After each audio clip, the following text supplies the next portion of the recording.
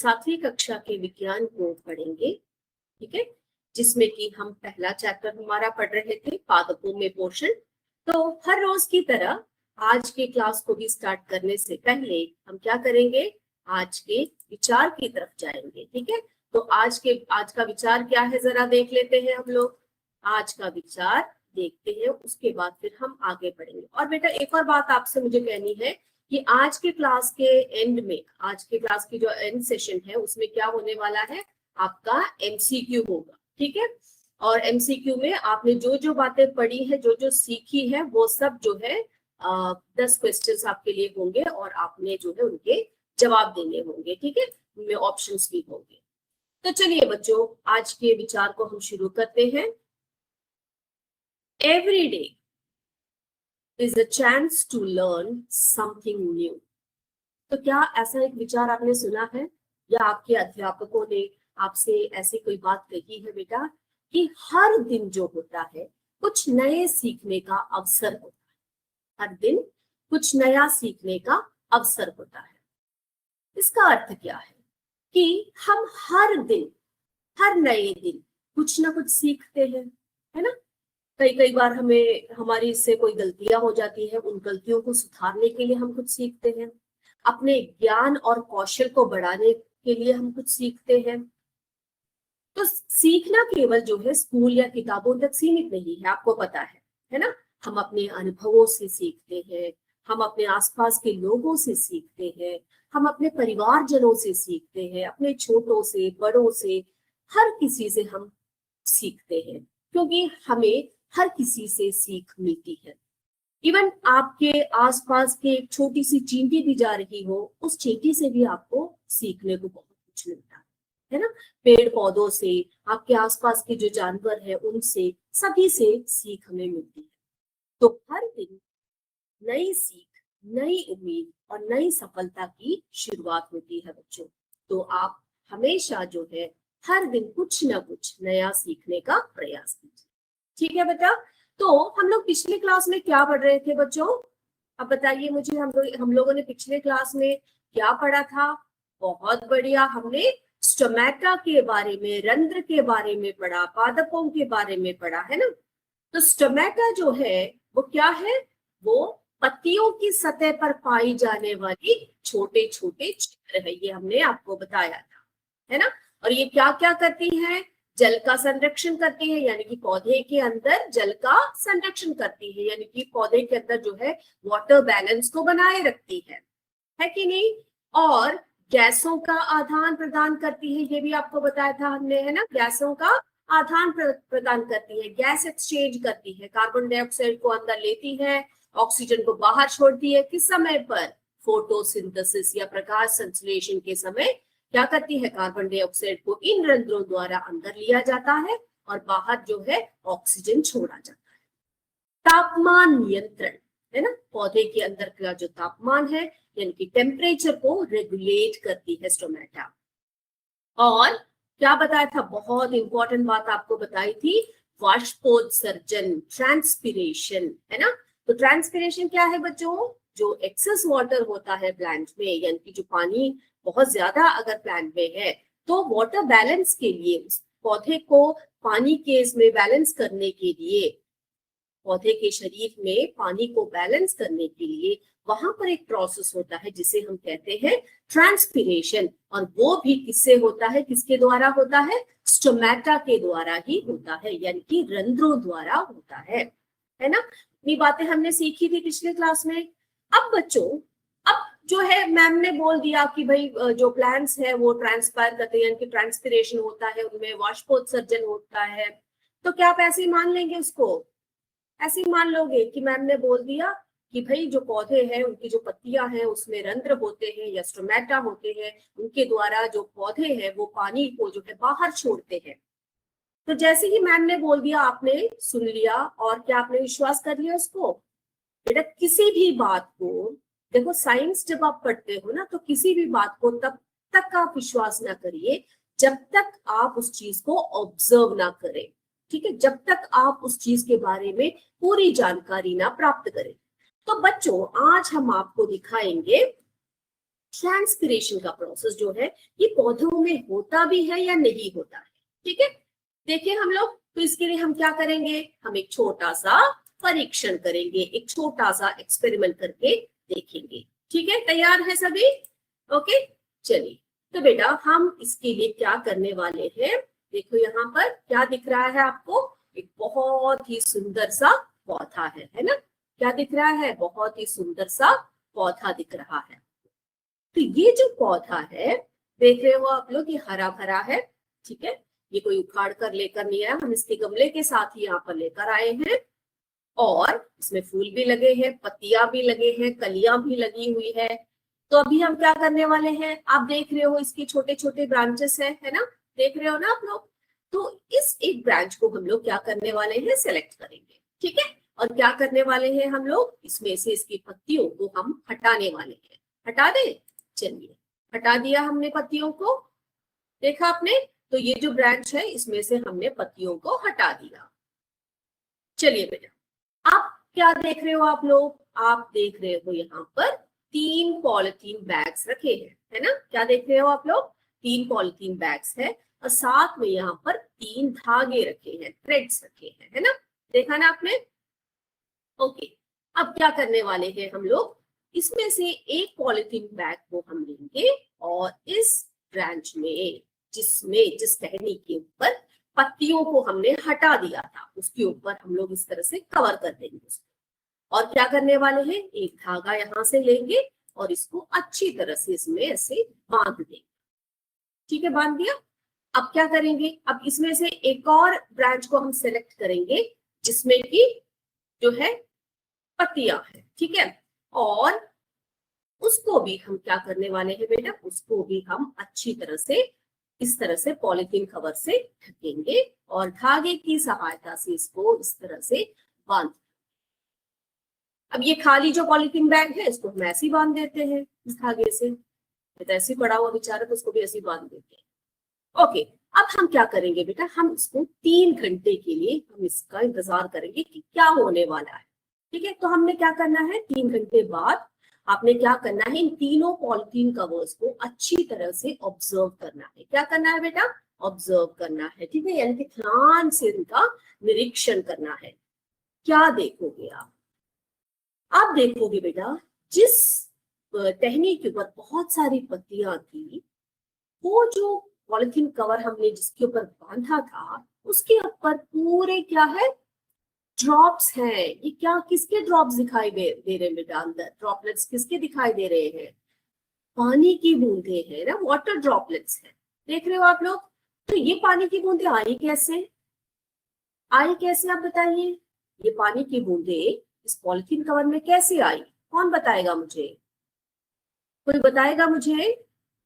बेटा आप अपने आंसर्स को जो है ना कमेंट बॉक्स में जो है टाइप कर सकते हो। जैसे मैं कोई क्वेश्चन पूछती हूँ तो आप बहुत अच्छे से इनका जवाब दे सकते हो। तो मैं आपसे पूछ रही हूँ, ये जो पॉलिथीन कवर है इसके अंदर से ये पानी की ड्रॉप्स कहाँ से आई? बहुत बढ़िया, ये इस कवर में तो, पॉलिथीन कवर में तो बिल्कुल पानी नहीं था, है ना। तो ये कहाँ से आया होगा, पत्तियों से, है ना। पत्तियों से कहाँ से, पत्तियों के जो रंध्र है उनमें से आए हैं, है ना। तो जो स्टोमेटा है उसमें से पानी जो है बाहर आया है, उस प्रोसेस को हम कहते हैं ट्रांसपिरेशन। क्या कहते हैं बच्चों उसको, हम उसे कहते हैं ट्रांसपिरेशन, ठीक है, या वाष्पोत्सर्जन कहते हैं। इतनी बातें क्लियर हो गई। अब मेरे बच्चों को विश्वास हो गया कि मैम ने जो कहा वो सत्य है कि नहीं? ओके, बहुत बढ़िया बेटा।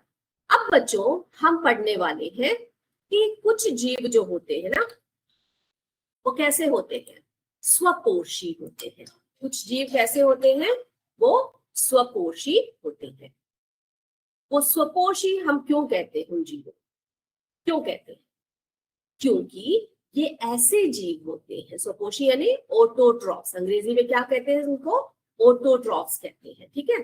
तो स्वपोषी ऐसे जीव होते हैं जो अपना भोजन स्वयं बनाते हैं।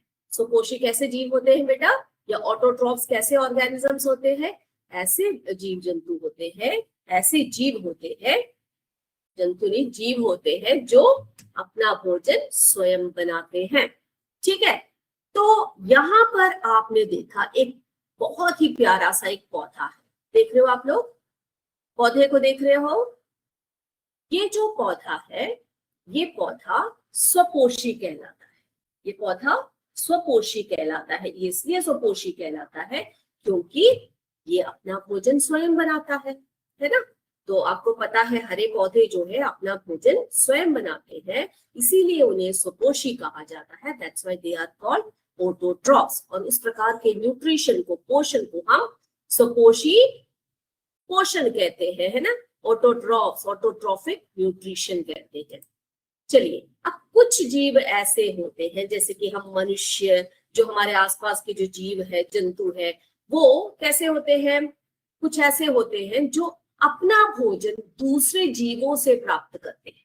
अब देखो भाई, हमारी बात ले लो आप, है ना, हम मनुष्यों की बात ले लो। हम क्या करते हैं, हम अपना भोजन अपने शरीर में स्वयं नहीं बनाते हैं, है ना। हम क्या करते हैं, हम अपने भोजन के लिए अन्य जीव जंतुओं पर या पेड़ पौधों पर निर्भर रहते हैं, है ना। उन्हीं से तो हमें भोजन मिलता है। तो ऐसे जीवों को हम विषम पोषी कहते हैं। क्या कहते हैं बेटा, ऐसे जीवों को हम विषम पोषी या हेट्रोट्रॉफ्स। उस टाइप के न्यूट्रिशन को हम हेट्रोट्रॉपिक न्यूट्रिशन कहते हैं, ठीक है।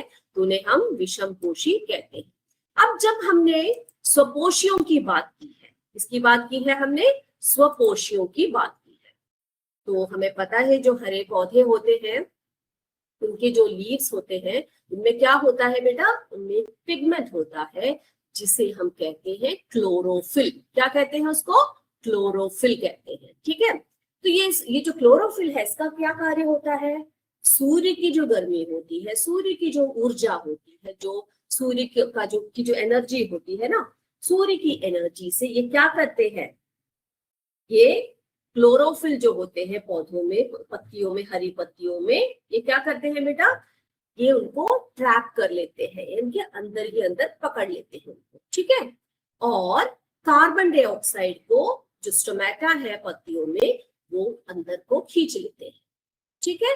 और आपको पता है पानी तो जो है रूट से मिलता है, यानी कि हमारी जो रूट्स है, ये जो जड़ें होती है पेड़ों की, उनसे पानी इस तरह से हर जगह पहुंचती है, पत्तियों तक भी पहुंचती है। ओके, अब सूर्य के प्रकाश से, कार्बन डाइऑक्साइड की सहायता से, क्लोरोफिल की मदद से, पानी से, जो पौधे होते हैं वो क्या करते हैं, प्रकाश संश्लेषण करते हैं, जिससे वे अपना भोजन स्वयं बनाते हैं। क्या करते हैं बेटा, वे अपना भोजन स्वयं बनाते हैं, इसीलिए हम उन्हें स्वपोषी कहते हैं, ऑटोट्रॉफ्स कहते हैं, ठीक है। और क्या छोड़ते हैं इसके बदले, ऑक्सीजन, जो हमारे लिए बहुत ज्यादा अच्छा है ना, जीवदायक है, हम सभी जीव जंतुओं के लिए बहुत बहुत महत्वपूर्ण है ऑक्सीजन। तो फोटोसिंथेसिस की सहायता से हम सभी सांस ले पाते हैं। पौधे जो है क्या करते हैं बेटा, और साथ साथ में जो पौधे हैं वो किसका निर्माण करते हैं, कार्बोहाइड्रेट्स का, ग्लूकोज का, स्टार्च का निर्माण करते हैं भोजन के रूप में, ठीक है। ये बात क्लियर होगी, अब किसी को भी कोई डाउट नहीं है ना, ठीक है बच्चों। अब जो है हम बात कर रहे थे विषम पोषियों की, है ना, किसकी बात कर रहे थे बेटा, विषम पोषियों की बात कर रहे थे। यानी कि कई बार जो है जीव जो होते हैं दूसरे जीवों पर भी, कई जीव जो है दूसरे जीवों पर भी क्या करते हैं, निर्भर रहते हैं अपने पोषण के लिए। तो अभी एक बहुत इंटरेस्टिंग से एक पौधे के बारे में आपको मैं बताने वाली हूँ, जिसे कहते हैं कीट भक्षी पौधे, इंसेक्टिवोरस प्लांट्स, ठीक है। कुछ ऐसे पौधे होते हैं जो क्या करते हैं बेटा, कीटों को पकड़कर उन्हें पचा लेते हैं। ऐसा वे नाइट्रोजन की कमी को पूरा करने के लिए करते हैं। आपको मैं समझाती हूँ, ठीक है, और भी अच्छे से समझेंगे। तो ऐसे पौधे जो कीड़े पकड़कर खाता है पर जमीन में खुद उगता है, जैसे कि घटपर्णी, आपने सुना है इस पौधे का नाम बेटा, घटपर्णी, इसको हम पिक्चर प्लांट भी कहते हैं। तो ऐसे प्लांट्स जो इंसेक्ट्स को पकड़ के खाते हैं, ठीक है, जो क्या करते हैं, इंसेक्ट्स को पकड़ के खाते हैं, कीटों का भक्षण करते हैं, उनको हम कीट भक्षी पौधे कहते हैं, इंसेक्टिवोरस प्लांट्स कहते हैं, ठीक है। अब देखो घटपर्णी का चित्र आप देख रहे हो यहाँ पर, सबको दिखाई दे रहा है? तो बच्चे ये जो घटपर्णी का जो पौधा है जिसे हम पिक्चर प्लांट कहते हैं, इसकी पत्ती जो है घड़े जैसी होती है। कैसी होती है इसकी पत्ती? इसकी पत्ती जो है घड़े जैसी होती है, जो कीड़ों को फंसा कर बचा लेती है। यहाँ पे आप देख रहे हो बेटा, ये पिक्चर का मतलब क्या है? वो पिक्चर नहीं, उसका स्पेलिंग अलग होता है। इसको ध्यान से देखिए, इसका स्पेलिंग क्या है? PITCHER। इसका मतलब होता है घड़ा। ठीक है, तो घटपर्णी ऐसा पौधा होता है जिसकी पत्ती जो है, इसकी पत्ती जो है, कई पत्तियां जो होती है वो कैसी होती है? इसमें घड़े के शेप में होती है। और आप देख रहे हो इसमें ढक्कन भी है ना? ये क्या करती है? इसमें इंसेक्ट जैसे ही आते हैं इसको ट्रैप कर लेती है, यानी कि अंदर फंसा देती है। ठीक है, अब देखोगे आप, यदि घटपर्णी हरा होता है और प्रकाश संश्लेषण करता है, आपने देखा उसकी पत्तियां जो है वो कैसी कलर की दिखाई पड़ी थी आपको बेटा? ये देखो हरे हरे रंग की है। तो आपके दिमाग में क्वेश्चन आता होगा कि मैम इसकी तो पत्तियां हरी है, तो ये प्रकाश संश्लेषण क्यों नहीं करता है? तो ये कीटों को क्यों भक्षण लेता है? वो तो अपना भोजन स्वयं बना सकता है ना? आपके दिमाग में भी आया ना? तो घटपर्णी यानी कि जो पिक्चर प्लांट है हरे रंग का होता है, और ये जो हरे पत्ते होते हैं ये प्रकाश संश्लेषण भी करते हैं बेटा, यानी कि अपना खाना स्वयं बना लेते हैं ये लोग। लेकिन पौधों को सिर्फ कार्बोहाइड्रेट्स की ही आवश्यकता नहीं होती, अन्य बहुत सारे पोषक तत्वों की भी आवश्यकता होती है बच्चों, जो उन्हें मिट्टी से प्राप्त होती है। ठीक है, तो पौधे को मजबूत बनाने के लिए नाइट्रोजन और फास्फोरस जैसे विटामिन चाहिए होते हैं। ठीक है, यानी कि जो पोषक तत्व है वो चाहिए होते हैं। ये जमीन से जड़ों द्वारा मिलते हैं। कैसे मिलते हैं? उन्हें जमीन से मिलते हैं। पोषक तत्व जो होते हैं उन्हें जमीन से मिलते हैं, उनके जड़ों से मिलते हैं। लेकिन घटपर्णी का जो पौधा होता है वो दलदली मिट्टी में उगता है। ठीक है, कहाँ उगता है बच्चों? दलदली मिट्टी में उगता है। वहां की मिट्टी में नाइट्रोजन क्या होता है? बहुत कम होता है। ठीक है, तो अब नाइट्रोजन की कमी पड़ गई है शरीर में उसके, तो उसे क्या करना है? नाइट्रोजन की कमी पूरा करेगा तभी वो आगे बढ़ेगा, यानी कि बढ़ सकता है। तो इसीलिए घटपर्णी क्या करती है, इसमें घड़े जैसा एक शेप जो है उसके, उस प्रकृति ने उसको बना कर दिया है, जिससे वो कीड़े मकोड़ों को उसमें फंसा सकता है। और क्या करता है? घड़े में जो है पाचक रस होते हैं बेटा। देखो कितना इंटरेस्टिंग बात है। जैसे कि हमारे पेट में, हमारे शरीर में जो हमारा आमाशय है उसमें पाचक रस होते हैं ना, तो उसी तरह इस घड़े में भी कुछ पाचक रस होते हैं जो कीड़ों को गला देते हैं, और फिर पौधे उस कीड़े से नाइट्रोजन चूस लेते हैं। है ना? बहुत इंटरेस्टिंग है ना? आपने ऐसे पौधे के बारे में सुना है या देखा है?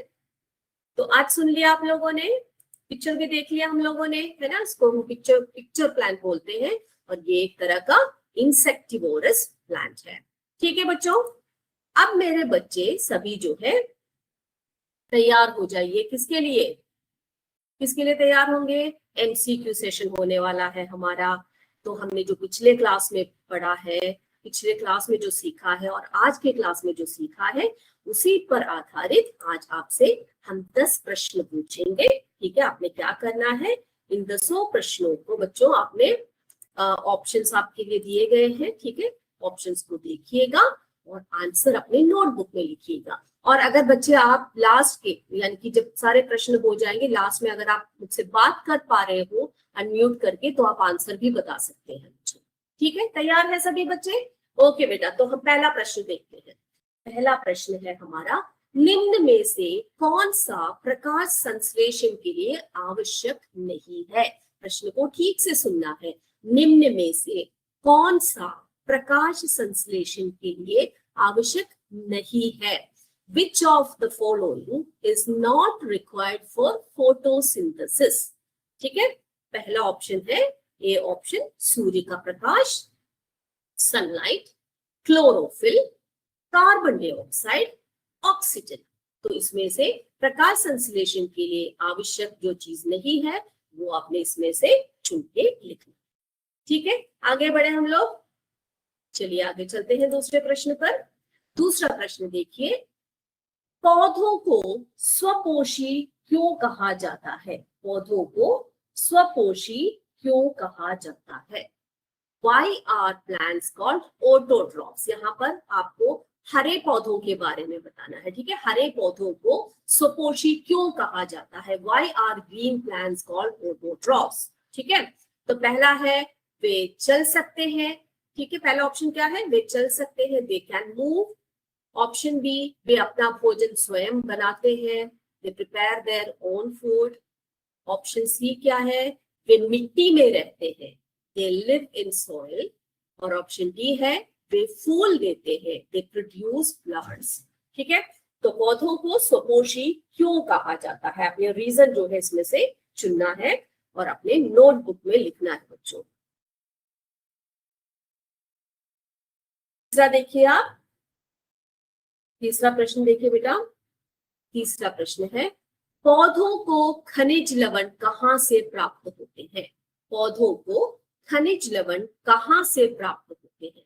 From where do plants obtain minerals? ठीक है, मिनरल्स कहाँ से पौधों को प्राप्त होता है? ऑप्शन ए हवा, एयर से, ठीक है, मिट्टी, सॉइल, सूर्य, सन, फूल, फ्लावर्स। तो पौधों को खनिज लवण कहाँ से प्राप्त होते हैं? आगे बढ़े हम लोग, चौथे प्रश्न पे जाए बच्चों। चलिए, चौथा प्रश्न है, वाष्पोत्सर्जन किसके द्वारा होता है? वाष्पोत्सर्जन किसके द्वारा होता है? Transpiration occurs through dash. Transpiration occurs through dash. A, जड़ रोम, root hairs. Option B, रंध्र, stomata. Option C, बीज, seeds.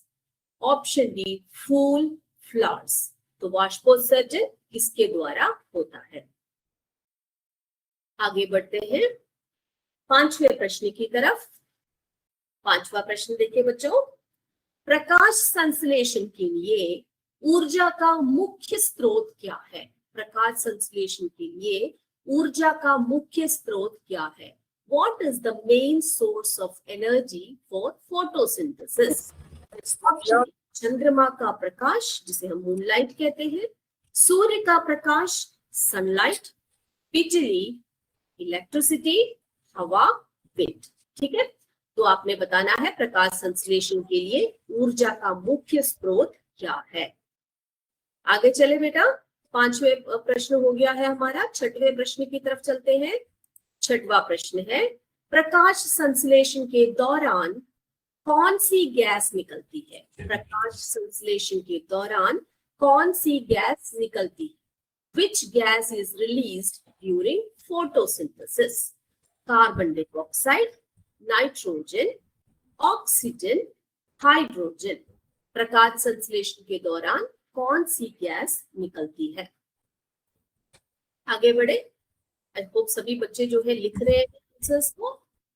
लास्ट में हम देखेंगे आप लोगों ने कितना सही लिखा है, कितना गलत लिखा है। ठीक है, सातवां देखिए बेटा, प्रकाश संश्लेषण के लिए कौन सी गैस आवश्यक है? प्रकाश संश्लेषण के लिए कौन सी गैस आवश्यक है? Which gas is essential for photosynthesis? Oxygen, carbon dioxide, nitrogen, hydrogen.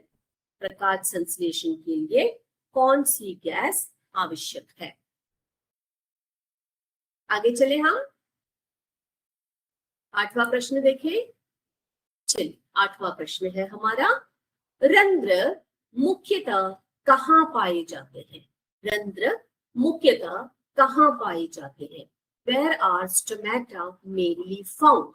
ठीक है, ऑप्शन ए जड़ों में, रूट्स, पत्तियों में, लीव्स, तने में, स्टेम, फूलों में, फ्लावर्स। ठीक है, तो कहाँ पर पाए जाते हैं रंध्र? ध्यान से ऑप्शंस को देखकर आपने आंसर्स लिखने हैं अपने नोटबुक में। बहुत बढ़िया तरीके से आंसर भी आ रहे हैं हमारे जीयूपीएस कांत बंगला से। बहुत बढ़िया, बहुत अच्छे तरीके से आंसर कर रहे हैं। चले, नौवें प्रश्न पर चले बेटा हम लोग। अब नौवां प्रश्न देखिए बेटा, पौधों में गैसों का आदान प्रदान किसके द्वारा? पौधों में गैसों का आदान प्रदान किसके द्वारा होता है? Through which structure do plants exchange gases? Option A जड़ रोम, जिसे रूट हेयर्स कहते हैं। ऑप्शन बी रंध्र या स्टोमेटा। ऑप्शन सी तना या स्टेम। ऑप्शन डी फूल या फ्लावर। ठीक है, पौधों में गैसों का आदान प्रदान कहां से या किसके द्वारा होता है? चलिए बेटा, लास्ट क्वेश्चन देखें हम लोग अपना। लास्ट प्रश्न क्या है हमारा? आखिरी क्वेश्चन है हमारा, पौधे अपना भोजन स्वयं किस प्रक्रिया द्वारा बनाते हैं?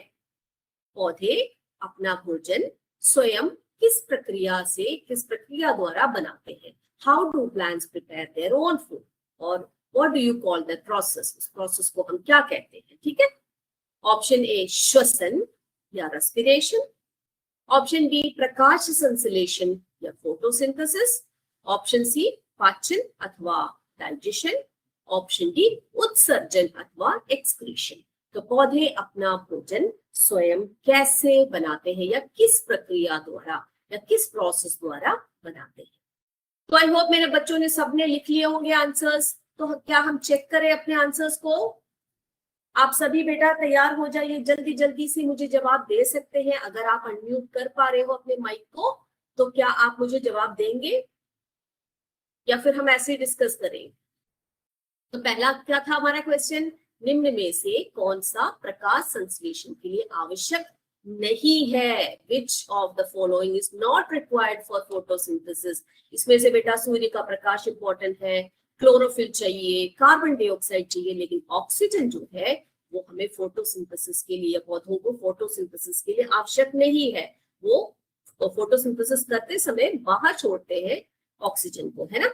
चलिए अगला देखते हैं, दूसरा, पौधों को स्वपोषी या हरे पौधों को स्वपोषी क्यों कहा जाता है? क्यों कहा जाता है? क्योंकि वे अपना भोजन स्वयं बनाते हैं, they prepare their own food, इसीलिए हम उनको क्या कहते हैं? स्वपोषी कहते हैं, है ना। चलिए तीसरा देखिए बेटा, पौधों को खनिज लवण कहाँ से प्राप्त होते हैं? From where do plants obtain minerals? कहाँ से उन्हें खनिज लवण प्राप्त होते? कहाँ से प्राप्त होते? मिट्टी से प्राप्त होते हैं। बहुत बढ़िया, मुझे लग रहा है आप सभी ने आंसर जो है सही लिखे होंगे, है ना। चैट बॉक्स पे भी आप अपने आंसर जो है लिख सकते हैं बेटा। यस, फोर्थ वन, बाष्पोत्सर्जन किसके द्वारा होता है? ट्रांसपिरेशन अकर्स थ्रू डैश, किसके द्वारा होता है? हमने अभी अभी परीक्षण करके देखा, रंध्रों द्वारा, है ना। पांचवा देखते हैं, प्रकाश संश्लेषण के लिए ऊर्जा का मुख्य स्रोत क्या है? मेन सोर्स क्या है बेटा फोटोसिंथेसिस के लिए? सूर्य का प्रकाश या सनलाइट, है ना। छठवा देखते हैं बच्चों, प्रकाश संश्लेषण के दौरान कौन सी गैस निकलती है? Which gas is release during photosynthesis? Answer is oxygen, oxygen निकलती है ना। चलिए अगला सातवां, प्रकाश संश्लेषण के लिए कौन सी गैस आवश्यक है? ठीक है, ये पूछा है कौन सी गैस आवश्यक है प्रकाश संश्लेषण के लिए, तो हमने सीखा है कार्बन डाइऑक्साइड। आठवां, रंध्र मुख्यतः कहाँ पाए जाते हैं? स्टोमेटा कहाँ पाए जाते हैं बेटा? कहाँ पाए जाते हैं? पत्तियों में, लीव्स में पाए जाते हैं।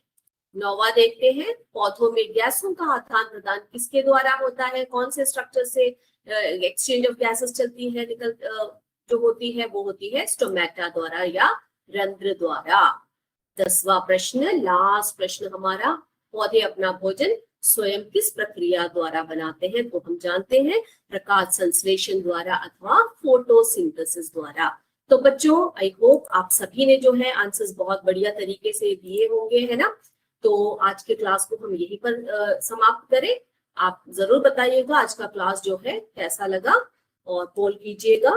तो अब अगले सेशन के लिए मैम आपका वेट कर रही है। तब तक जय विद्या शक्ति, जय हिंद, जय भारत। धन्यवाद बच्चों, थैंक यू।